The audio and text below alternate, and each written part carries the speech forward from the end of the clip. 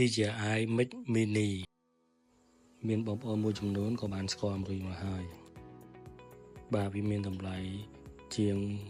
$130ហើយវាមានមុខងារជាច្រើនដែលខ្ញុំនឹងរ៉ាយរ៉ាប់ក្នុងវីដេអូនេះគឺ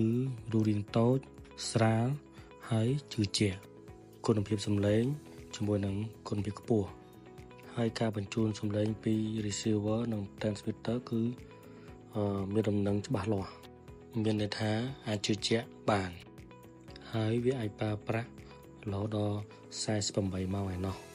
ហើយតើតើនៅមុខងារកាត់បន្ថយការសំឡេងរំខានមានរហូតដល់2មុខងារ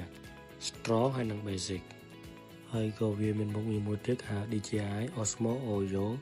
Direct Connection for Premium Sound Quality មានន័យថាវាអាច connect ជាមួយនឹង Osmo Pocket Osmo Action និង Osmo Mobile បានហើយជាចុងក្រោយហ្នឹងគឺមានមុខងារមួយទៀតគឺហៅ Auto Limiting to Prevent Audio Clipping មានន័យថាពេលដែលយើងស្រែកឮខ្លាំងយ៉ាងណាក៏ដោយវានឹងបន្ថយ limit កុំឲ្យសំឡេងរបស់យើងនឹងវារ៉ែតែតើប្រសិទ្ធភាពព័ត៌មានផ្សេងៗទៀតបងអាចចូលទៅ website dji.com ហើយដើម្បីមើលវាលម្អិតឥឡូវកុំឲ្យបងរងចាំយូរអញ្ចឹងពួកខ្ញុំ unboxing ឲ្យមើលតែម្ដងនេះគឺជា connector សម្រាប់ Lightning សម្រាប់ iPhone អញ្ចឹងយើងទិញផ្សេង$20ផ្សេងទៀតបាទបន្តទៅគឺបងធំគឺ Mic Mini អញ្ចឹងនៅលើប្រអប់ហ្នឹងគឺមានព័ត៌មានលម្អិតនៃអ្វីៗដែលមាននៅក្នុងហ្នឹងជាច្រើនអញ្ចឹងខ្ញុំបានរ៉ាយរ៉ាប់ទេចាំមើលវីដេអូហ្នឹងតែម្ដងទៅបងឥឡូវយើងបើកប្រអប់ហ្នឹងហើយអញ្ចឹងចាំមើលទាំងអស់គ្នាតើវាមានអីខ្លះទៅ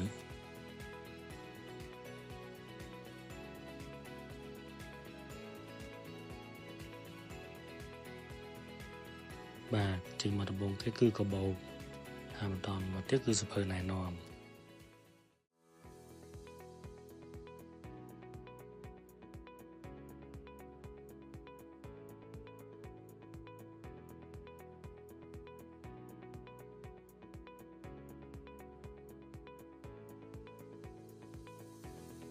បាទកាបូបមើលទៅគឺ premium តែម្ដងសាច់ត្រង់ល្អ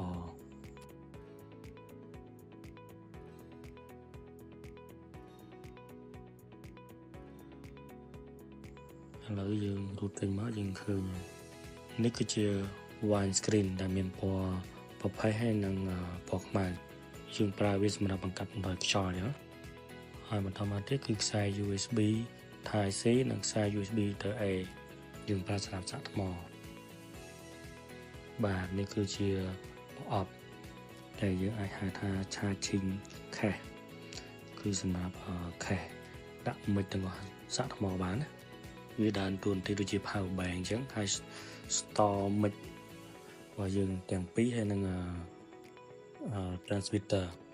ឥឡូវទៀតគាត់នឹងឥឡូវសូមមកមើលwide screen មួយសិន wide screen គឺមាន4មានពណ៌ប្រផេះនិងពណ៌ខ្មៅយើងប្រើវាសម្រាប់ពេលយើងនិយាយនៅសមុទ្រអីខ្យល់ខ្លាំងហើយយើងអាចកាត់បន្ថយចំណេញខ្យល់ចូលបានណាគឺគុណសម្បត្តិវាហ្នឹងឥឡូវយើងចាប់ដើមបក seal ចេញហើយ sticker ហ្នឹងដើម្បីឆែកមើលថាក្នុង charging case ហ្នឹងមានអីខ្លះបាទឃើញទេបងគឺយើងមាន transmitter 2ឆ្វេងស្ដាំណាដែលយើងសន្មតថាជាមិចហ្នឹងហើយនឹងកណ្ដាលធំគេហៅថា receiver ហ្នឹងយើងអាចកំណត់កម្រិតសំឡេងបានយកខ្លាំងឬខ្សោយតាមកម្រិតជាងមូលតាមហ្នឹងហើយវាបង្ហាញពណ៌បៃតងហ្នឹងមានថាវាបានគណិតស្គាល់គ្នាហើយលេងហើយអញ្ចឹងសូមអញ្ជើញមើលរូបរាងវាគឺស្អាតណាស់ខ្ជូតទូចច្រឡឹងតែម្ដងអញ្ចឹង transmitter ហ្នឹងមាន2ហើយមានតែឆក់នៅពីក្រោយយើងអាចដាក់ជាមួយក្នុងអាវបានដោយមកគៀបយើងប្រើតែឆក់អញ្ចឹងណាដូចស្មៃទំនើបគេប្រើអញ្ចឹងឥឡូវលយណាឥឡូវគេពេញនិយមបែបហ្នឹងអាចបន្លំវាទៅជាកន្លះឬក៏ជាគ្រឿងអលង្ការយើងបានដែរណាហើយបន្តមកទៀតគឺជា mobile phone adapter អញ្ចឹងវាមាន Type C នឹងគឺជា Type C ណាដោយ connect ចូលទូរស័ព្ទដៃយើងដែលប្រភេទដោយ Type C ហើយនេះគឺជាជ័រឆ្នុកគេទុកចោលទៅហ្នឹងទុកអាហ្នឹងយើងដកវាចេញដើម្បីប្រើជាមួយនឹង mobile phone adapter for Lightning សម្រាប់ដូច iPhone អញ្ចឹងឥឡូវយើងមកមើលលម្អិតtransmitter ដែលមានតែឆក់ហ្នឹងវិញគឺឆក់ជាប់ល្អមែនតើតែមួយបាត់បងឥឡូវយើងមក unboxing mobile phone adapter for Lightning ដែលប្រើប្រាស់ដោយ iPhone 14 ចក្រមណាអញ្ចឹងគឺជាប្រភេទដោយ Lightning យើងការ unboxing គឺចប់តែប៉ុណ្្នឹងហើយនៅក្នុងចុងវីដេអូនេះគឺមានវីដេអូឧទាហរណ៍មួយនៃការប្រើប្រាស់របស់វាបាទសួស្តីបងនេះគឺជា Happy Board ដែលបានមកចតនៅផែឡងសិតយើង